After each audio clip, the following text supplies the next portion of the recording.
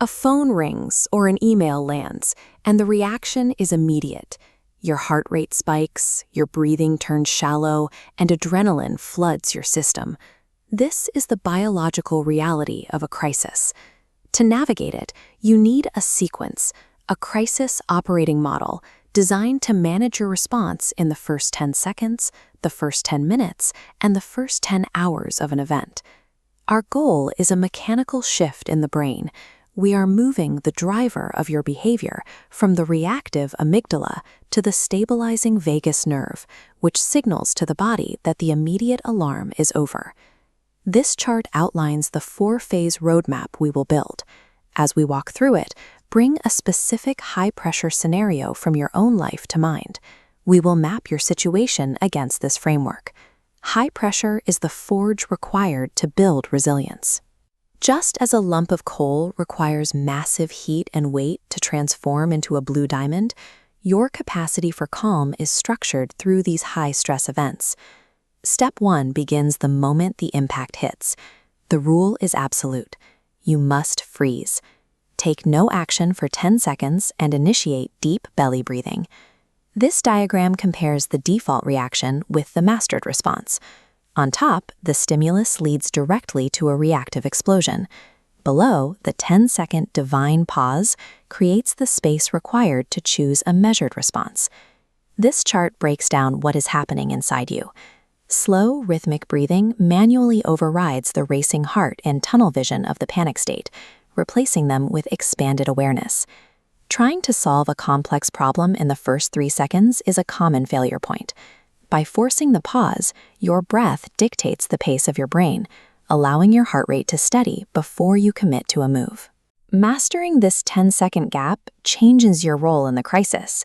You stop being a passenger on a runaway train and become the captain of the ship, ready to direct the next phase.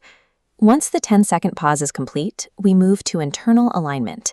This step is about pulling away from the immediate chaos to stop the internal drain of your energy. This is the witness perspective. Step off the chaotic stage and view the problem from a disconnected balcony. The witness is safe and untouched by the chaos below. Finding humor or detachment signals that your ego has relaxed. Friction is born when you demand that the universe conform to your preferences. As this diagram shows, clashing your will against reality only creates heat. The lower path shows surrender, which means accepting that the traffic is stopped and asking, what is our next move? Accepting reality without resistance prevents emotional exhaustion. By accepting the crisis is happening, you preserve your energy for the actual work of solving it. Now we enter phase 3, action. You likely have a massive surge of adrenaline in your system right now. If you try to suppress this energy, you will eventually explode. Instead, we channel it.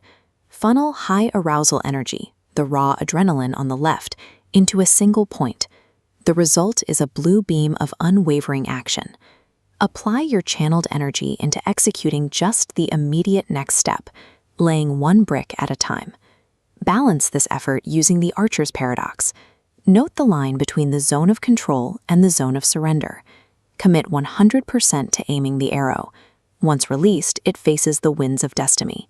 You control the action, not the outcome. Directing hyper-focused energy onto a single controllable variable provides a reliable path out of paralysis.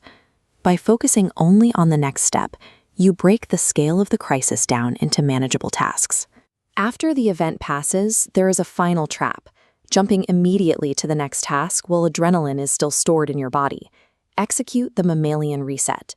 Maintenance is a biological requirement.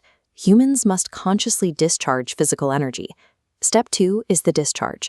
Take physical action to clear the system. Step 3 is the release. Lie down, let your body sink, and declare the event finished. Success is marked by your muscles unclenching. You will feel physical exhaustion, followed by a steady calm. Treating recovery as a required phase of work is the only way to safeguard your nervous system for the next cycle of pressure. You now have the full sequence for the crisis operating model. This protocol is your manual override for the default panic state. Follow the central line. Navigating pressure is a sequential process. You pause at impact, align your internal perspective, take focused action, and reset. By following these steps, you shift from being a passenger to being the deliberate captain of your own response. Write these 4 phases down on a note and keep it at your workstation. Use it the next time you feel that first spike of adrenaline. When the pressure rises again, you don't need to pray for an easy life. You have the internal tools to remain the unshakable center of the storm.